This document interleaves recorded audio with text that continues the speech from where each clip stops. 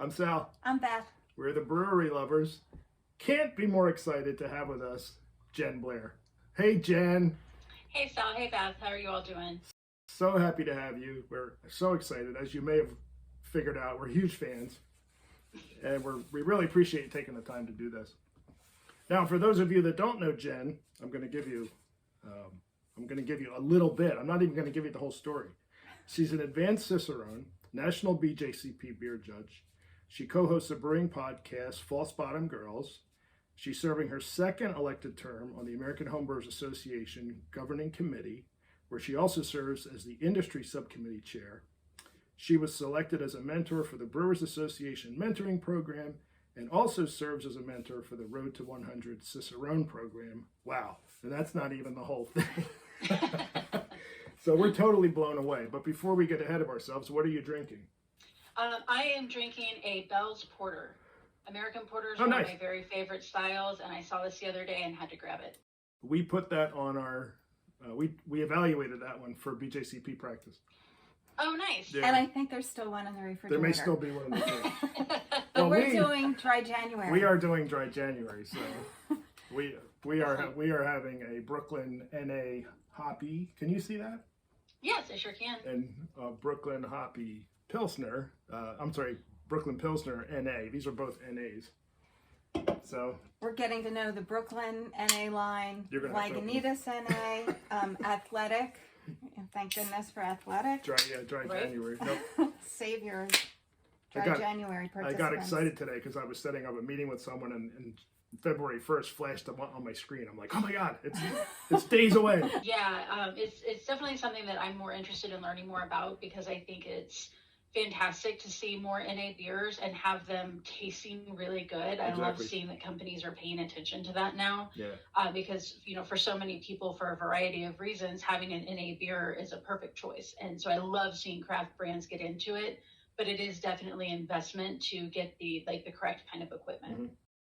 Well, that was one of the benefits of dry January was discovering that there's pretty good NA beer out there, which I didn't even realize until dry January. So that was one benefit of dry January. So Excellent.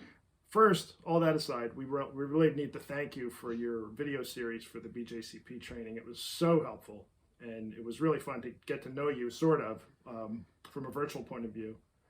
And I think I told you this in an email. We were actually doing the exam, the online exam, and it said Munich Hells should be sweet and grainy, true, false. And I said, yes, Jen Blair taught us that. So it not only was fun and super helpful, but it worked. Of course we failed the test. How many times? Just once? Once each. Once each, okay. So we both passed it on the second attempt. That's Nice. the computer The online. entrance. Yeah. Right. Yes, when I'd been toying with the idea of doing the tasting exam training because I wasn't seeing a lot of women at the judging tables with me, but I also knew from talking to homebrewers that a lot of people are interested in being beer judges but don't really know where to start. And I really, at the outset, it's been a few years since I took the online entrance exam. I severely underestimated how difficult that online exam is, and particularly when you're doing training for a lot of people who might be brand new to beer, it's extremely difficult. And that was something that as tasting exams were getting closer, I was seeing a lot of people who were really struggling with that online entrance exam. So that's why I started my other project that I know that we'll get to. But yeah, being able to do those for me was extremely rewarding, and it's rewarding to hear from people still who are finding value in that and find it helpful because we need more judges, of all kinds in the beer judging world, and particularly because a lot of the judges have been judging for so long. You have people getting near retirement age, doing what we can to get fresh blood into the BJCP and at the judging table is huge. Well, and as Beth said earlier, we really respect your commitment because you could tell there were times where you had a rough day or a busy day or you had computer problems and you did it and you kept on. You toughed it out. Yeah, it was great. Right. So really, really good work and important Well, thank work. And we really appreciate it. It really helped us a lot. What you just said about the online exam being hard, yeah, and we're homebrewers of what, 30 years? How old Yeah. is Max? We started brewing Max in is 27. 27 years. Our very first batch we called Great Expectations because it was the first batch of homebrew and we were expecting a baby. Yeah. So I love that. we cracked it in the hospital, the very first bottle. In fact, we just had an anniversary because it was January 21st, 1994 was the first time I brewed. Yeah. So that's how long we've been homebrewing. So we had Wow. that like whole background and knowledge behind us, and it was still really hard. Right. I've had people send me some screenshots of some of the questions, and even looking at them, I'm like, I don't know what this is asking, and I don't know what the correct answer is. So yeah, I'm really hopeful with the 2021 guidelines that just came out. When the BJCP updates all of the exams in August, I'm very hopeful that they will take another approach to the entrance exam to make it a little more accessible to people and not as like overworked and kind of needlessly complicated as I think it is right now. It's a good point, and one of the things that we noticed was that a lot of the questions are in like the supplemental material, like John Palmer and Michael Jackson, and it's not even in the stuff that you download from the BJCP. So Right. it really can be a challenge. And your advice of just get the 3-pack was perfect, because what I said to Beth in hindsight, and we're going to do our own little what do you call it, post-mortem video of the process. But I said to Beth, buy the 3-pack and take the test right away so you see what you're up against. Yeah. Exactly. We wish we'd done that just so that we know how to focus better. Mhm. So when you're teaching people for that part of the process, that would be our recommendation. Yeah. You Good. probably That's already good to figured it know. out yourself, but Right. I do the same thing for the Cicerone certified beer server. When you purchase that exam, you get 2 attempts. And that's my recommendation there as well, is take it once just to have, for a lot of people, the time limit is one of the things that gets them. And so just take it once and see how that feels, how those questions feel, and how those feel relative to your time limit. And just get like, okay, now I know what this is like, and now I can go and kind of frame all of my studying, understanding that, and then come back to it. Yeah, we kept thinking we're not ready, but that we should have taken it. That's the one mistake that we made. yeah, But it all worked out. it worked out. We're waiting for our tasting results. And I Yes. know for a fact that our forms were really good. Like we followed every single guideline. Now Excellent. who knows Took all your your advice. that we could remember. who knows if what we wrote was any good. But I know the form was Right. good. Like our numbers were right, and we made recommendations. Filled in and all the lines. We used descriptive language. We didn't say it checked the smelled. boxes. We didn't say it bottom smells. and side. We didn't say it smells sweet. All that, all the stuff you taught us. So that was January 9th. We're still waiting. But you were going through Yes. our head the whole time, both of our heads. Oh yeah, big time. Now Well, you, good. That's good to know. you mentioned the 21 guidelines. Are you any more happy or less annoyed with them than you were the 15? I have them actually. I have them right here printed out next to me. I haven't taken the time to really dive into them. Right. I do like that they have, taken that feedback, which, to be fair to the BJCP, they have always said, like, if there's something that needs to be changed, if there's a guideline or something that should be updated, let us know. Here's the feedback, or here's the way you can leave us feedback. So I was happy to see that they had taken out some, made it a little more streamlined and a little easier to understand, which, again, I completely get when you're a group of volunteers and you're writing something and you're writing, something as comprehensive as style guidelines. Sometimes you might say moderate and sometimes you might say medium, and it just depends on where your mind is that day. And you can, I think sometimes, and I do the same thing, lose sight of the fact that somebody reading it with fresh eyes is going to be like, what is the difference between medium and moderate? Do I need to remember that this beer style says moderate, this beer style says medium? Is that important? So I like that they went back through and really streamlined a lot of that. And I liked that they had met with, a group of, or a subgroup of the group Milk the Funk to talk about, hey, as a group, we do a lot of mixed fermentations. Here's where we see the guidelines lacking, and the kind of expanded sour beer and wild beer sections reflect those conversations and better reflect what that group is doing as homebrewers and pro brewers. So I really like seeing that. I still think it's kind of a huge misstep to call, to name the style Hazy IPA. Or I think it's Hazy, maybe it's New England, but they still stick with it needs to be hazy. Right. And I like what the Brewers Association does better, where they say hazy/juicy. So it can be hazy or juicy or hazy and juicy, and that gives you that range. Whereas it's, technically, yes, a juicy IPA will still fit under American IPA. But I think generally speaking, the hazy/juicy is kind of its own subcategory now that, for me, kind of deserves that recognition or that infamy, depending on how you feel about hazy New England IPA. Well, Beth, we interviewed Julia Hers, and she mentioned your name actually in talking about Brave Noise. And that when we were doing research for that, Beth discovered the AHA's guidelines, which we really love. The little SRM chart and just really nicely laid out. Right. And I think with style guidelines, again, I'm never trying to beat up on somebody, who's not going to be there to defend themselves. And I don't want to make anybody feel like they need to defend themselves. But it is always important to remember that guidelines, beer styles, that's a consensus. And it evolves over time. And particularly when you have a very small set of guidelines out there, you can look to see who it is. And it's a very small group of people, a very small homogenous group of people who are making these determinations. That doesn't mean that it's right or wrong. It's just a fact, and also something to keep in mind, as you're reading through them, that this is what 6 people decided was the best definition of a Munich Helles.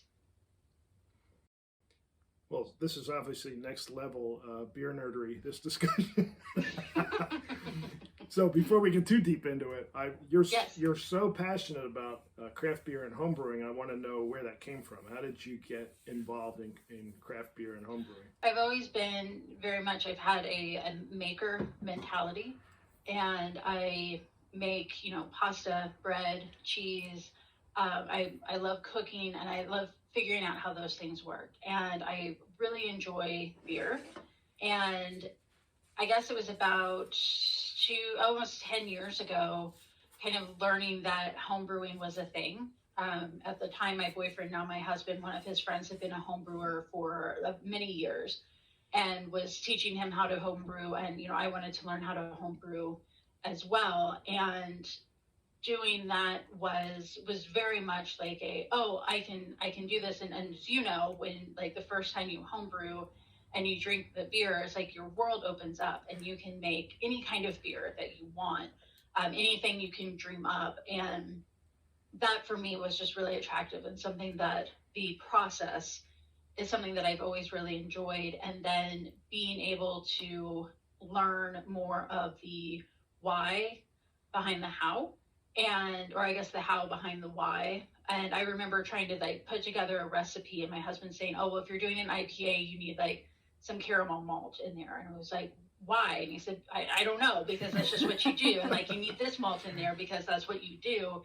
And then, learning more about, okay, here's how these individual components work together to form this finished beer is endlessly fascinating to me. It still is.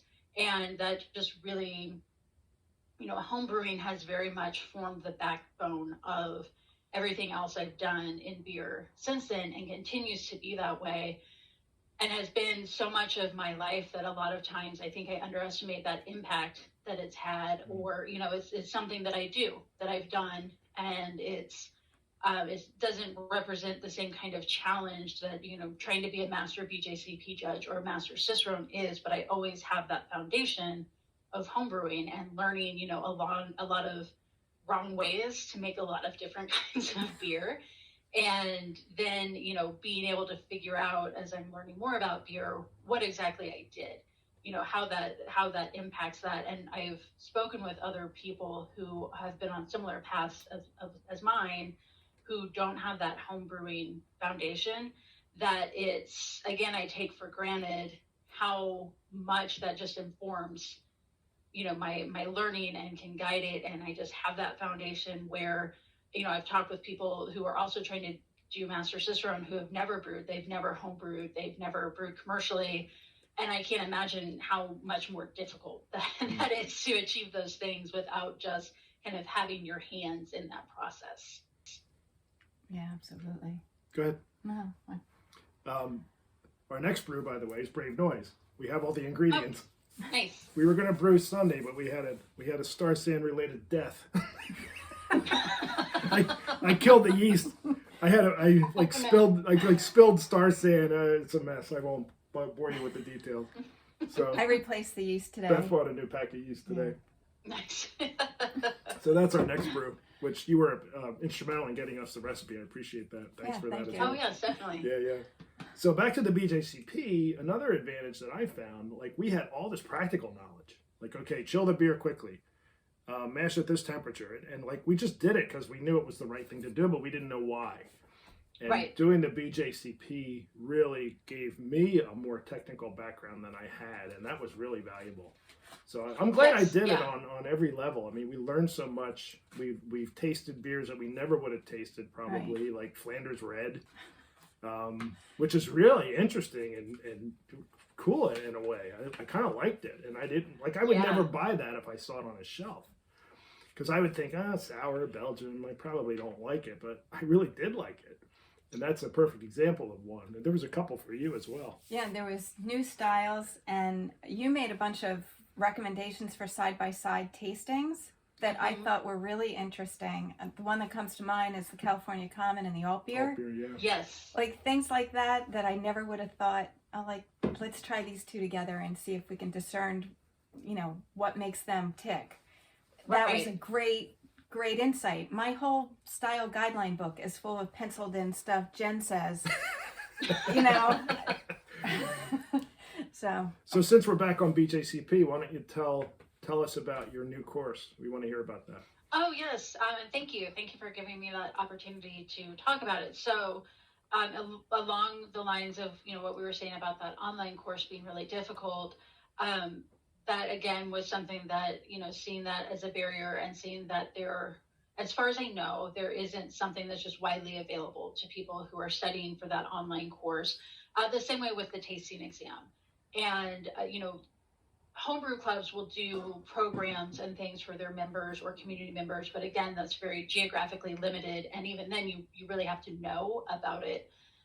So I just set out I can create something that makes it really easy for people to know what they should read, to learn these things, to have quizzes, to have slides, different kinds of ways to review. And so that evolved into this beer judge training course, which is geared very much toward people studying for their online entrance exam.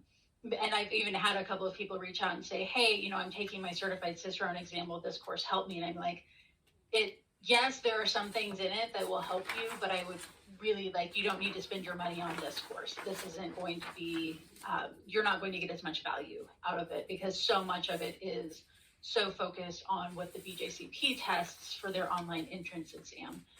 So there are sections on there for the BJCP program and ethics, for the beer styles, for ingredients and brewing process, and each section has a reading prompt that tells you where in the BJCP provided materials you should be reading. And it also actually within that, there are links in there where you can just click on it and it will pull up the exact pages you need to read for it.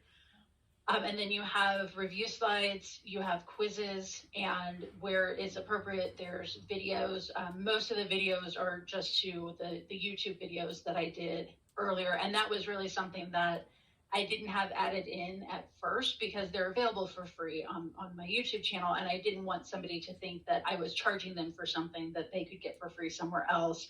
But I did have a couple of people beta test the course and they were like, it's I get it, but it would be good if this was all in one spot. So there are all of those things. And then at the very end, I have a section that gives you all of the PDFs. I created like a beer style comparison spreadsheet that you can have pulled up when you're taking your online entrance exam, because it is an open book exam. And, you know, like any open book exam, you still have to know it, because you're not going to be able to look up every single answer in the time frame that you have. But, you know, when I was thinking through, okay, what would have been helpful for me, I have those resources in that section that explicitly says, this is here for when you take your exam. If you want to be able to have something pulled up where you can just go right to it and look up whatever handful of questions you need to look up, this is there for you. So that is the Beer Judge training program that I have, and that is it's available for purchase. So unlike the videos and the slides I did over the summer, this is paid, and it's open to anybody, which the training I did over the summer was open to everyone as well. But that is $49.99 for the entire course. The access is unlimited and it doesn't expire. And the quizzes and things, you know, you're able to retake sections as you feel you need to. And 25% of all of the proceeds from the sale of the courses I'm donating to is the Hecate Fund that I created with the Women's Craft Fermentation Alliance. And that is going to help defray the costs associated with traveling to and attending educational conferences such as Craft Brewers Conference or Homebrew Con. And, you know, the thinking behind that was I wanted to be able to create a resource that was accessible to anyone. And that the affordability was also an important concern for me. But, you know, looking at conferences and who can attend conferences, a lot of times it's, you know, who is more likely to have a full-time job or only have one job that offers paid time off, who has a support system in place where they can travel for several days and pay for lodging and do all of that. And, you know, that's a lot of times that is an opportunity for people who do have a support system at home, who can kind of keep everything running smoothly. And, you know, that traditionally there are historically excluded people from being able to attend those things. So what can I do to help defray those costs, and how can I, you know, kind of mobilize this course that is still meeting an important need for a lot of different people, but making sure that I'm still helping the community and making, you know, things like beer education more accessible to people. So that is the first of several courses. I've been working on a couple of others for, namely for the Cicerone certification program. But the BJCP, the tasting exam training I did over the summer, those videos are and will always remain free and accessible to anyone on my YouTube channel, because it's just important, you know, if somebody wants to be a beer judge, to make that as easy as possible for them, and to at least, you know, the BJCP website is famously or infamously difficult to navigate. And, you know, putting things in one place to just say, you think? Here's where you can go. Yeah. I said, you think? You can So yeah, thank you for letting me kind of do that little commercial about my course. I'm very excited about it, and I hope that people have a good reaction to it, and they find that it helps them in meeting their beer judging goals. And congratulations on making the fundraising part. That's really fabulous. Happy to hear that. Yeah, thank you. Yeah, excellent. All right, on to Cicerone. Well, a couple of questions. One is, what's the value? Okay, it's one thing if you just really want this knowledge, but do you find that there's career value? Because you see brewers have it, you see even beer servers have it. So tell me a little. I don't know much about the program, but just give me a nutshell view of how it benefits people working, and then also why you were attracted to it. Sure. So I think typically when somebody asks me or says that they're thinking about doing the Cicerone program, you know, my first question is why? Like, what do you think it will do for you? And, you know, anytime someone says they're doing the Cicerone program, one of the first things I say is you need to be doing BJCP as well. You know, the online exams are similar, and you need to be going to competitions and judging, because that is the absolute best way to improve your palate.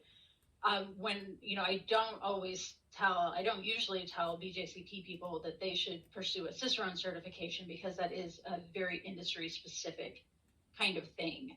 So it always depends on what somebody's professional goals are.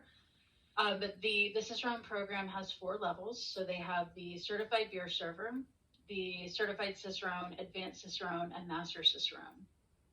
And, I think really once you decide to go for Advanced Cicerone, it's just more of like a mania. Like, you're the kind of person who's going to, and I know, and I say this as somebody who falls into that category, like, if it's there, I'm going to achieve it. Like, I need to be ranked, I need all of that. So I really can't imagine that there would be too many jobs out there that would require you to have like at least an Advanced Cicerone or Master Cicerone designation. But there are several jobs where they're looking for a certified Cicerone preferred qualification. But it really depends on where somebody sees themselves in the industry, or where they see themselves wanting to go.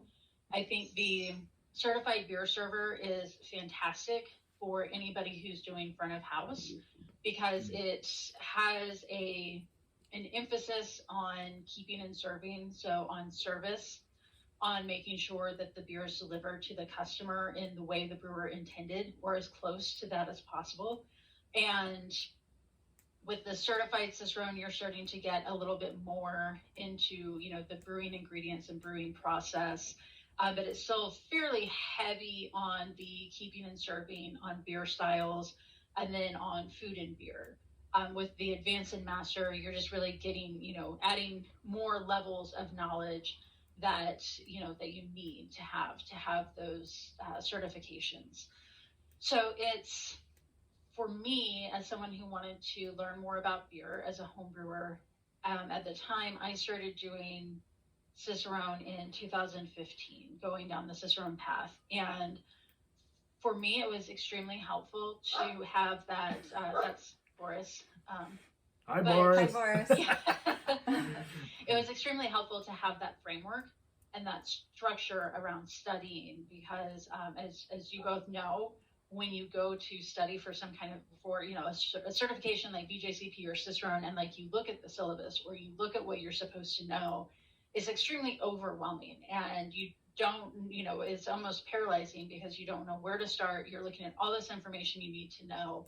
And so with Cicerone, at least, it gave me that framework of, okay, if I want to learn more about keeping and serving, this is what that means. This is what that entails. And for me personally, I was wanting to get into the beer industry, and the time had really passed for being like, I'm a home brewer, you should hire me as a brewer. There was definitely a window for that for home brewers for a little while, but the time had passed by the time I thought I wanted to get into the brewing industry. And I knew I didn't really want to be a production brewer or a salesperson, and those were really the 2 jobs I was seeing a lot of. So I needed ways to show that, one, I had skills that would transfer into the brewing industry, but also that I wasn't somebody who was like, well, brewing seems like it's fun, so that's why I want to be here, and I expect it to always be fun, because there were a lot of people like that too. And there still are people who think like, oh, brewing looks like fun, and then like they pull the mash rate once, and they're like, okay, I get it, I'm done with that. I don't want to do the whole mash time. I got my picture, I'm ready. So for me, it was good to be able to show that, yes, I'm interested in being in the brewing industry, and I've invested in this myself. So I think that it can be really good for people wanting to get into the industry who, for whom it might be a second or even a third career. Awesome. Well, I wrote it down. When you wrote or said somewhere, you had to memorize the quantitative ranges of all the BJCP guideline beers, and I was like, oh my God. Like all of them, not just the first 26. Yeah. Right. So Yes. my hat's off to you. Yeah, for master, it was the ABV, IBU, and SRM ranges for 107 beer styles. Oh my God. And then the average apparent attenuation of each one of those, and then also 5 commercial examples from at least 3 different countries. for each beer style. Wow. It's a little bit of overkill. Like when I got to the master, I was never like, that wasn't a part of the exam where I was, where they were like, okay, now list all 107. So like going in there and seeing some of it, I was like, I don't know the answer to this, but I can give you like 5 Gotlandrica, like obscure styles from 3 different countries. Can I just do that instead? And I just wanted to say thank you. I read your blog. Nice. It's not very current, but I read all the old ones, and I listened to your podcast, and I just really appreciated how honest and transparent you were about these processes, because when Sal said, oh, we got to go on the channel and say we're studying for BJCP, I'm like, oh, no, I can't do that, because then what if I fail? And then the whole world knows I failed. Yeah. Right. And I'm like, so the world will know you failed. Yeah, but then I listened to you, and you were being so forthcoming, and I thought, okay, it's a big step. I'm gonna, take a deep breath, and yeah, let's do it. And I just appreciate that, because you don't achieve anything if you don't try it, and sometimes you're gonna fail, but you got to take that step, and you really commit when you let the world know that you're doing it. Right. Yeah, and I appreciate that. That's something that was and still is uncomfortable for me to do, because you have to come back and say, oh, I didn't pass. But especially with something like BJCP or Cicerone, like those are not easy tasks, and most people don't pass their first times, or most people don't get the results they're wanting the first time. And even for myself, in some instances, not even the second or third time. And for me, it's important to be honest about that, because I know that I have a terrible habit of looking at people who have achieved something and thinking, well, they did it on the first time and I can't, and then learning like, oh no, it took them 3 times as well. So yeah, that's something that's just important to me for people to hear, particularly for, people who are traditionally underrepresented. Like it's difficult and it's hard for everyone. So, please keep at it, and don't give up the first time, or don't think that you're not fit for it because you didn't pass the first time. Because the reality is a lot of people don't pass their BJCP online exam the first time. They don't get the score they would like on their tasting exam or written exam. A lot of people don't pass each of the levels of Cicerone. Well, good luck with your journey as you continue to move up. Thank you. It's very exciting. As I said, my hat's off to you. I don't think I could do it. Before I forget, tell us about Munich. How was that? Oh, Munich was amazing. So Rachel, my podcast host, her husband is a pilot, and one of the very big perks of the friend of the wife of a pilot is you get discounted airfare. And particularly right now when it's a slow season, she sent me a text on a Saturday night and was like, hey, I've got an idea. Do you have some time to talk tomorrow? And I was like, yeah, this sounds like this might be work for me, but okay, let's talk. And she was like, do you want to go to Munich next week?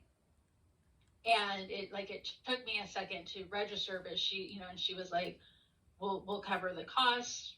We both need to get away for a couple of days. Let's just go to Munich. So it's true to myself. I'm a big crier. I just immediately started crying. and Rachel was like, why aren't you crying? Stop crying. But I was just like, I'm just so overwhelmed. But yeah, we went for 2.5 days.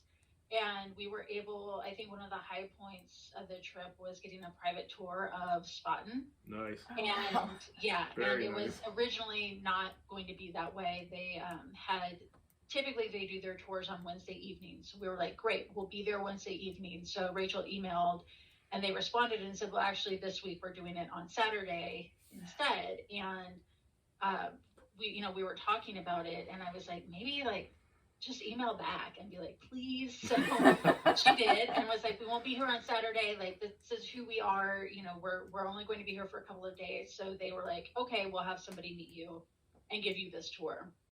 Oh, how cool was that? And it was amazing. And our tour guide is actually a brewing student at by Heinz. Mm-hmm. And so when we started the tour, we were like, look, we're brewers. You don't have to take us through like the 4 main ingredients in beer or anything like that. And he was like, great. So, then we were able to use that time to kind of go around in areas that most tours wouldn't be able to go to. We got to go poke around in the cellars, and we tried to catch somebody's eye in the sensory lab so we could see it. But they were very dutiful in not making eye contact with us, so they didn't have to let us in. And then after the tour, we just spent a couple of hours hanging out with our tour guide and just talking about beer and about the beer culture in Germany. And it actually came up that, of course, we brought up the Lager book by Mark Dredge. It's one of our favorites. And our tour guide had translated a lot of the texts, the Spaten texts for Mark Dredge, the author of the book. So we were able to kind of, freak out about that too. But the entire trip was fantastic. It's wonderful going on beer vacations with like-minded people. Because it was really just okay, we're going to go to this brew house, this brew house, this brew house. We'll do one non-beer related tourist thing, and then we'll just go back to the beer. So it was a really quick trip, but it was absolutely fantastic. We're kindred spirits. That's what we would do. Yeah, it's exactly what we do. One of the highlights of my career, I was in the tasting room inside the Guinness Brewery in Dublin, which is deep in the bowels of the brewery. It's only for Guinness employees. And there was a guy in there with a white lab coat, pouring little miniature Guinness glasses. I was like, pinch me. I can't even believe I'm standing here. Right. It was just incredible. So I can get how you kind of really, like you said, you become overwhelmed when you realize what you're standing in the midst of this crazy history. Right. And especially, Rachel and I separately, but we've both been to Belgium, and now we've both been to Munich, and you really... It's fantastic to be in a culture where beer is part of the culture. It's one of the defining things about the culture. It's not a subculture the same way it is in the United States. So that's always something just really cool, to see. We were at the Augustiner Keller, and a group of older people came in, and they, it was men and women, and they're all getting the liters of beer and drinking it and stuff. And it's just stuff like that is that's so cool. And that's, that's a novelty to us to see that. But someplace like Munich, that's part of the culture. That's what you do. Right. It's just normal. So I'm gonna next stop, Great Britain, right? Yeah. Yes. I can't wait to go back to England and Ireland. So I'm gonna put you on the spot. Any one or even 2 or 3 beers that you really remember as far as really impressing you? Yes, I will say the first evening we were there, we went to the Schneider Weiss brew house, and we both got the Aventinus Doppelbock, and it was just incredible. And I've had it before, bottled, and I always joking, not joking, when somebody's studying for BJCP or Cicerone, and you're getting commercial examples, particularly imported ones, I always joke that you're getting a very good education in all of the ways beers can be old and mishandled, right? So being able to taste something like that, at the source, it was just amazing. And one of the other ones at Hofbrauhaus, we both got the Dunkel, and it I'm still thinking about how good that beer was. And Rachel even said, she was it was like biting into fresh baked bread. Wow. And both of us being brewers are just how we've never had something like that, that was that much of that experience. And it really makes you appreciate. I've had some very good Dunkels and very good Doppelbocks from American breweries, but having it there at the source was okay, this is, now I understand why these are imitations of this. Yep. It was just fantastic. And then we also went to a craft brewery there that is True Colors, True Brewing, I think. And they had, I think we got a Vienna lager, maybe a blonde ale, and those were very good too. They were good craft representations of the styles.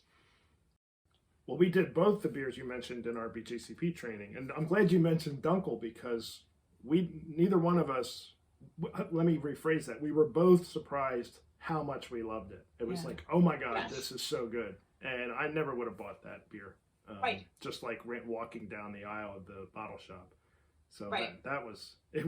So I can imagine you having it fresh there must have been really something, because it's really good out of the bottle.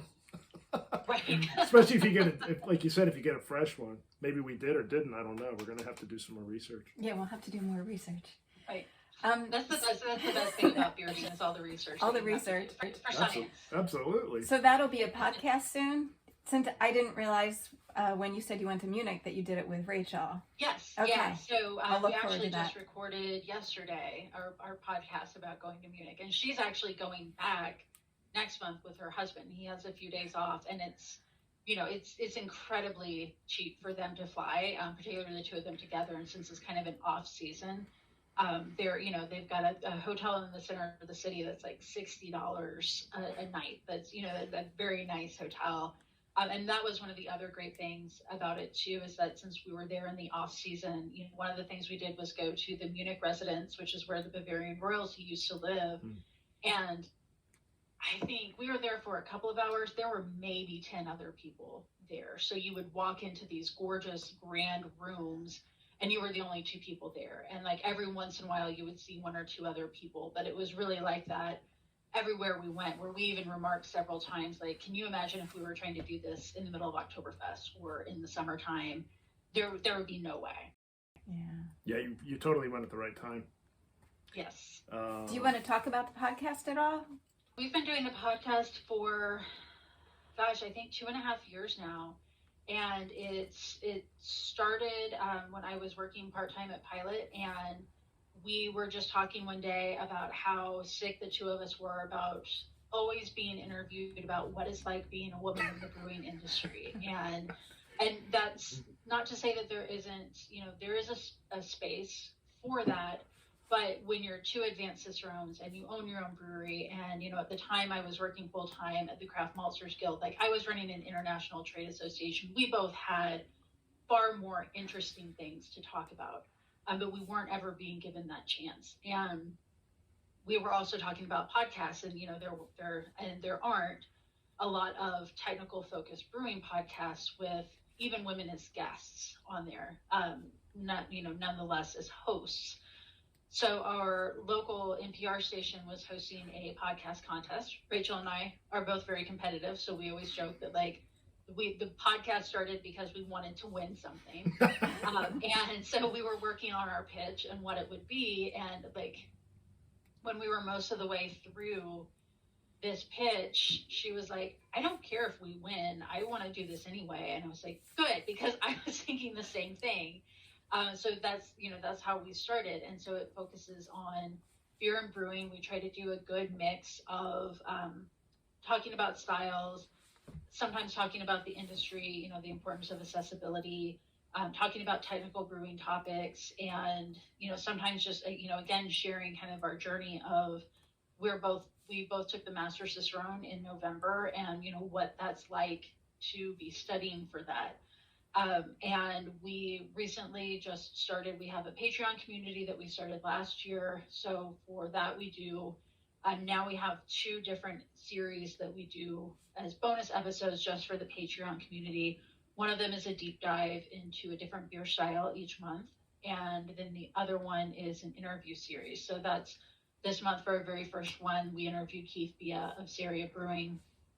And we've got a whole list of people that we would like to interview as the year goes on, but it's been really beneficial for the two of us because it also helped us talk more about principles, procedures, anything that as we were studying for master, we were like, okay, we need to be able to synthesize these ideas, distill them down and deliver them in a very clear way. And so a lot of our topics for the past year came from us doing that, saying like, you know what, I don't know that I could deliver something super clear about different mash procedures. And so we did an episode focused on that.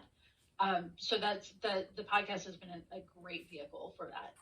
Most of our topics come from us being like, if somebody asked me about this, I wouldn't have a good answer. So we need to do more research.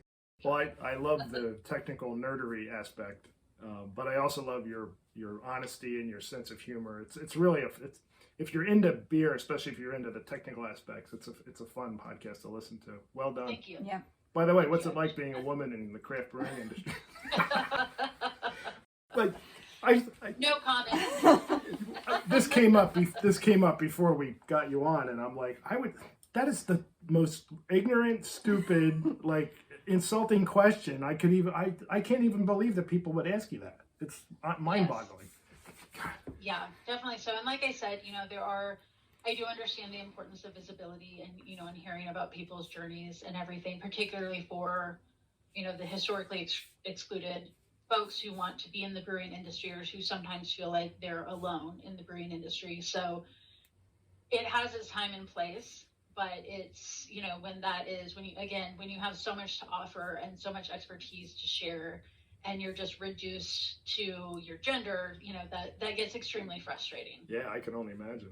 Well, so that's really a good segue to Brave Noise and your involvement with Brienne and the whole movement. Like, how did that all happen? I don't know that part of your story. So I'm actually wearing my anti-racist, anti-sexist, pro-equality beer club shirt. When I had very, I guess, visibly left New Realm for all of the issues that were happening in the industry, I connected with Ash Elliott from Women of the Bevolution, and she had just reached out to say, hey, like, we've got this group that is working on this advocacy and moving this forward. Would you like to join? And at first I was like, I'm going to need a few days. Like, this is all still pretty raw and overwhelming for me.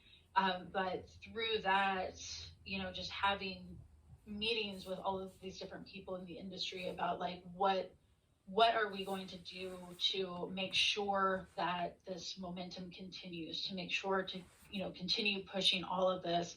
And, what we had all learned from 2020 and the Black is Beautiful movement is a lot of breweries, it was really easy to say, sure, we'll brew this, whether they donated the funds or not. That's something that has consistently been an issue when you're doing these collaboration brews, is breweries saying that they're doing it, brewing it, selling it, and then maybe not donating what they said they would donate. Wow. And so with Brave Noise, that's why we decided that, breweries were going to have to upload their code of conduct. They were going to have to put that also somewhere on their website. And that, in a lot of ways, was an accountability thing, but also as part of that conversation of how do we make sure people understand that this is something that needs to continue to happen. It's not just something that you brew once and say, like, we did it, we solved inequality in the brewing industry.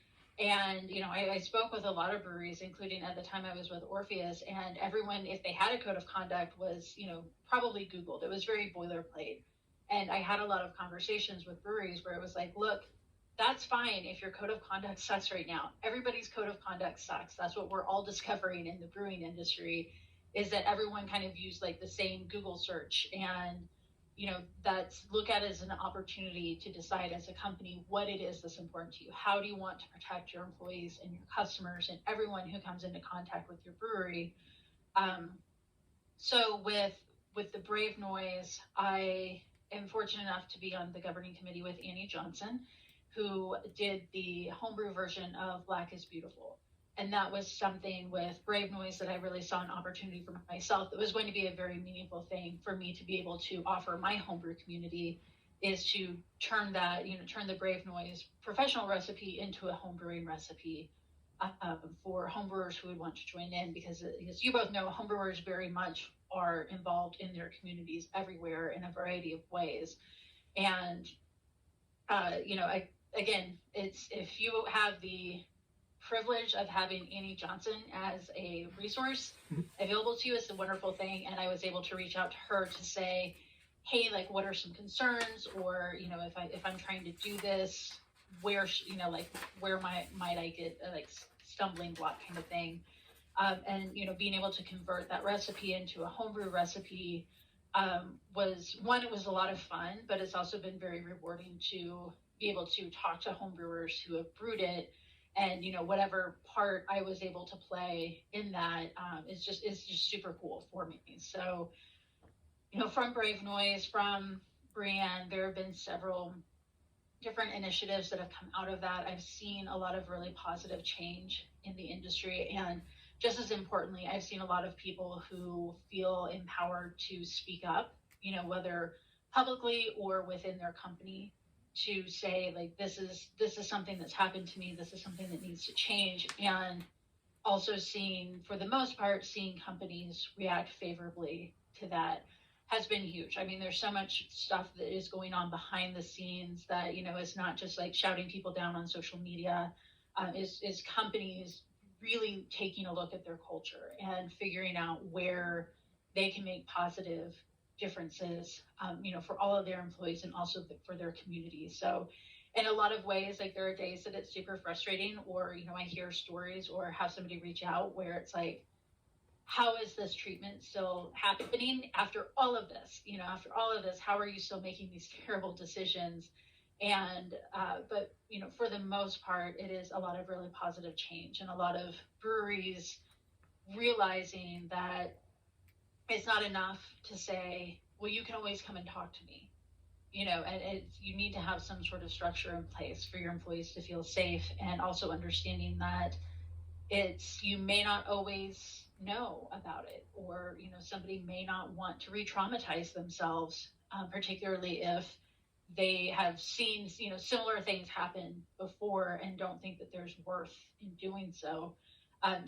So yeah, I guess I'm rambling on about it, but to sum up, it's been really good to see how much empowerment has grown out of that, even if sometimes that empowerment just looks like screaming into the void, because there are definitely days for myself where that's what it feels like. But more days than not, it's, knowing that we're doing something to help make the community better. Yeah, it's fabulous. And again, congratulations. Well done. As you said, you're not finished yet. Obviously, it's a process. And my view is that it was a real wake-up call, because I think a lot of breweries didn't realize that they had a deficit in like you said, not having a code of conduct, or having a really crappy one. And also, as a quintessential middle-aged white guy, I mean, it's easy to just be stupid and ignorant and say the wrong thing, even if you're not mean and vicious. And like, there was some mean, vicious, ugly behavior that was uncovered. But I think just having the awareness is really valuable, because it happens to me all the time throughout my whole life. Like, a term or a way of thinking, it's like, oh, I never even would have thought that was a microaggression, or their feelings would be hurt by that. And it's right. That awareness that you build over years of kind of having your radar up. And I think that's a huge value to that whole experience. I 100% agree with you. There are, it's not black and white, and nobody's all good or all bad. And there have been times that I've reached out to people to say, hey, in the spirit of learning, intent versus impact. And I've had people do the same thing for me. And I welcome that. I don't love being uncomfortable, or, feeling like I made somebody uncomfortable, but I appreciate being made aware of an opportunity I didn't know, to be able to grow and to know better, or do better when I know better. Right. Yeah, well said. So you mentioned the AHA and Annie. Talk about your involvement with the governing committee and how that all works. And I don't know anything about that. Yeah, so the governing committee is it's a bit of a misnomer. It's an advisory board for the American Homebrewers Association. Everyone who serves on there is elected. You can be elected for 3 3-year terms.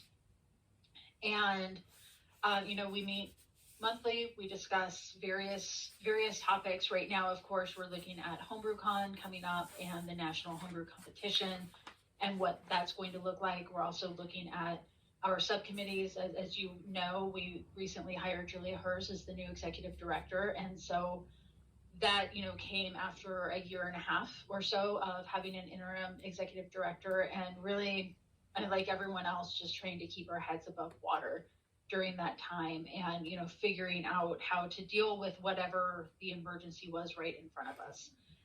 And so that's been nice for the past couple of months that we've had Julia, to have somebody who is able to field that as her full-time job, and also help steer the governing committee to focusing on less on how can we do like triage as things are happening to, okay, how can we get back to being an advisory committee where we have longer term projects, and we're in a lot of ways the conduit for members to bring feedback back to the AHA.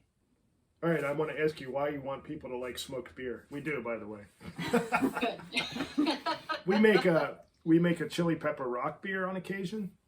Oh, nice. Because it's my favorite. But I'm not crazy about the chili part, even though I love hot food and hot chilies, but I don't like it in my beer.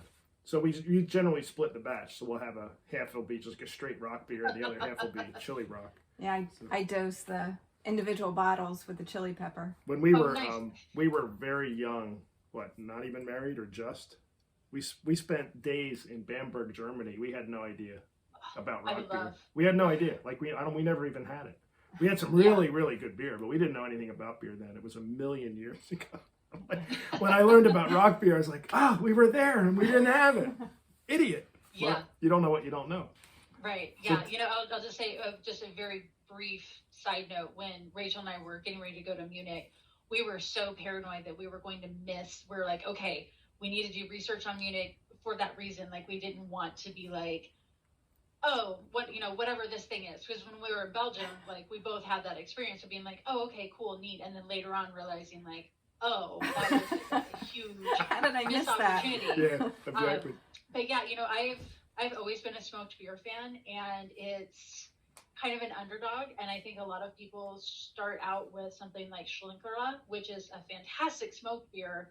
But if you're not used to smoked beer, it's a lot. And, there are so many different varieties of smoked beer. And smoked beer can be so many different things that I love all of them. And it kind of gets a bad rap. And so that was kind of my mission of like, no, if you haven't, if all you've had is something like Schlenkerla, or you had something that had like peat smoke in it, and if you don't like smoked beers because the smoke is too strong, there are so many different styles where the smoke can be much more subtle. It can be smoke and sour. There's all these different ways that you can experience smoked beer. So if you had one that you didn't like, keep trying it, because there's probably one out there that you can appreciate for on its own. And then being able to find the Facebook group This Week in Rock Beer, where it's all smoked beer fans, and everyone is always posting pictures of whatever smoked beer they can find, and like it just kind of getting that mini. I don't even know if I would call it a renaissance, because I don't know if it ever had its moment. But being able to find people, you're working toward that. Yes, exactly. Breweries who are willing to brew a smoked beer, and then finding customers who are willing to give it a shot. Something about goats you wrote, smelling goats. Oh yeah, I did want to tell you, and I could have been off camera, but you spoke about you really don't want to lick a goat. Right. I do have a friend that has goats, and they smell like goat cheese, Chev. So if you just grab a block of Chev, and that's pretty much as goaty as you need to go. Yeah, it's true. That makes sense. But yeah, that's good. That makes sense. I mean, I will, if I still get the opportunity to smell a goat, then I'll take it. But that's good to know. So your food pairing, is that something that you're passionate about and you have fun with, or is it more geared towards your Cicerone study? With food pairing, I really do enjoy it. So I've been a vegetarian since I was 12.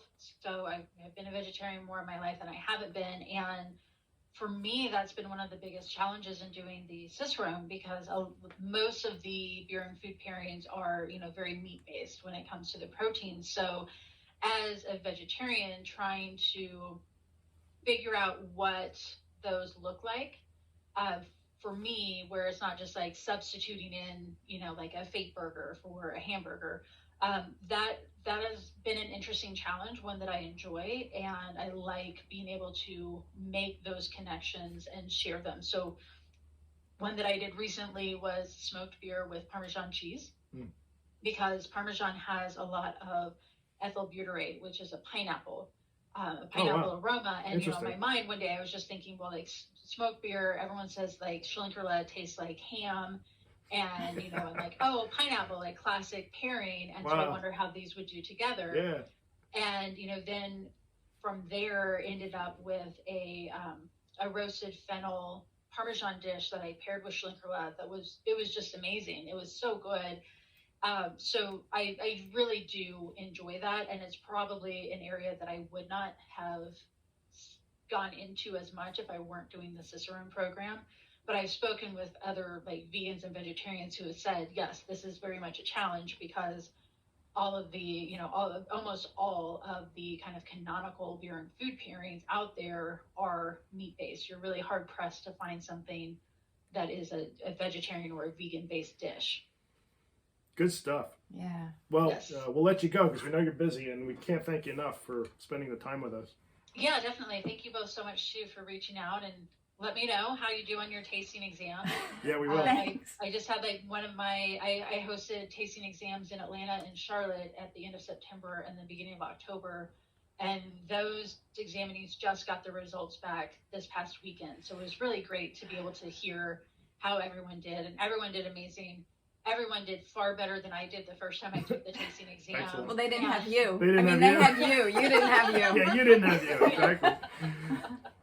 But yes, thank you so much for inviting me, and of course for your support and all of your kind words. Absolutely. Yeah. Thank you. Thank you. Cheers. Cheers. Enjoy that. Enjoy Cheers. that Bell's Porter. Yeah. Have a good night.